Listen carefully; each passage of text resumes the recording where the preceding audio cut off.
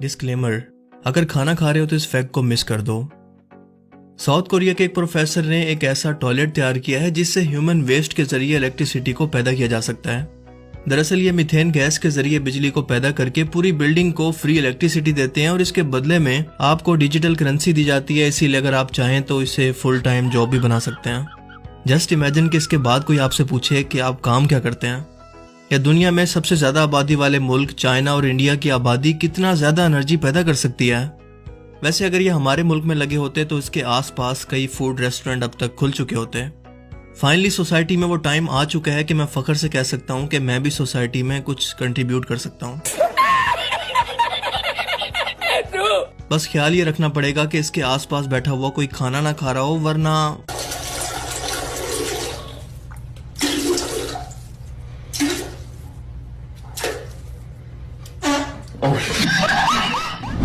Marathon race को दुनिया की सबसे मुश्किल तरीन रेस तस्वुर किया जाता है, जहां पर एथलीट को लगातार 42 किलोमीटर तक भागना होता है। इसीलिए कई मेडिकल फिटनेस चेकअप और ट्रेनिंग इसके लिए बहुत जरूरी है, क्योंकि ये इंसानी बर्दाश्त का इम्तिहान है।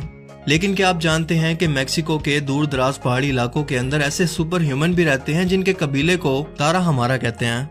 इन्होंने इंसानी बर्दाश्त के सारे रिकॉर्ड कुछ इस तरह से तोड़ दिए हैं कि ये लोग बिना रुके 42 किलोमीटर नहीं बल्कि 700 किलोमीटर तक भाग सकते हैं, यानी मैराथन से 16 गुना ज्यादा। वो भी सिर्फ 2 दिन में, बिना किसी सवारी और मदद के और बिना नींद के नंगे पांव सिर्फ पानी और टॉयलेट के लिए ये ब्रेक लेते हैं, जिसे मेडिकल साइंस भी एक लंबे अरसे तक नहीं समझ पाई। मगर जब इनके लाइफस्टाइल और रहन सहन का मवाजना किया गया तो ये राज खुला कि मुसलसल प्रैक्टिस, इनकी कुदरती खुराक और दौड़ने का तरीका दरअसल इसकी असल वजह है, जो कि हर इंसान कुछ ना कुछ प्रैक्टिस से आखिरकार हासिल कर सकता है। ये लोग एक खास किस्म की गेम खेलते हैं जिसमें पांव से बॉल को हिट करके तकरीबन 200 किलोमीटर तक के फासले तक ले जाना होता है। ये शिकार के पीछे तब तक भागते हैं जब तक कि वो थक कर गिर ना जाए या मर ना जाए। और खाने में ये लोग इस्तेमाल करते हैं कॉर्न बेयर का, जो कि बेहद एनर्जी रखता है, और इनके नंगे पांव मुसलसल भागने की वजह से टांगों और जिस्म पर कम दबाव डालते हैं, जिसकी वजह से ये बिना रुके 700 किलोमीटर तक का लंबा तरीन फासला तय कर पाते हैं, जो कि सुनने में बिल्कुल नाकाबिले यकीन लगता है, लेकिन ये हकीकत है।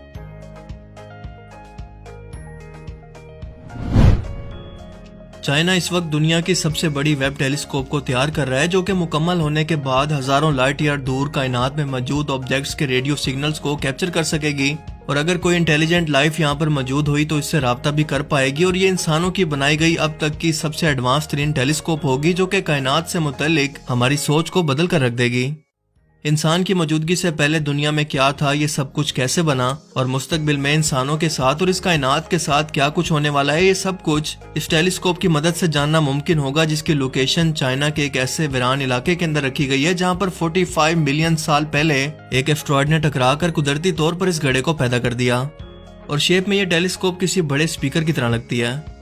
अगर ये वाकई ही इतना बड़ा स्पीकर होता तो आप इसके अंदर कौन सा गाना या कौन सा साउंड प्ले करना चाहते, जो अगर एलियंस मौजूद हुए तो इन तक पहुंच जाए? मुझे कमेंट करके जरूर बताना। कभी आपके साथ भी ऐसा जरूर हुआ होगा कि रोड पर ही आपकी गाड़ी या बाइक का टायर पंचर हो जाए और आपको इसे उठाकर मैकेनिक के पास घसीट कर ले जाना पड़े। लेकिन वर्स्ट केस में इमेजिन करें कि ये केस आपके साथ हवाई जहाज के मामले में हो। कुछ ऐसा ही वाकया हुआ नेपाल में, जब रोड पर हवाई जहाज जब खराब हुआ तो मुसाफिर नीचे उतर कर इसे धक्का लगाने पहुंच गए, जिसकी वीडियो सोशल मीडिया पर वायरल हो गई। नेपाल के बजोड़ा एयरपोर्ट के रनवे पर उड़ान के वक्त त्यारे का पिछला टायर अचानक से फट गया और ये रनवे पर खड़ा हो गया। जब मुसाफिरों ने कप्तान की परेशानी देखी तो खुद से नीचे उतर कर इसे धक्का लगाया और इसे रनवे पर पहुंचा दिया। वैसे जो हालात नजर आ रहे हैं, अनकरीब हमारी PIA की भी कुछ यही हालत होने वाली है।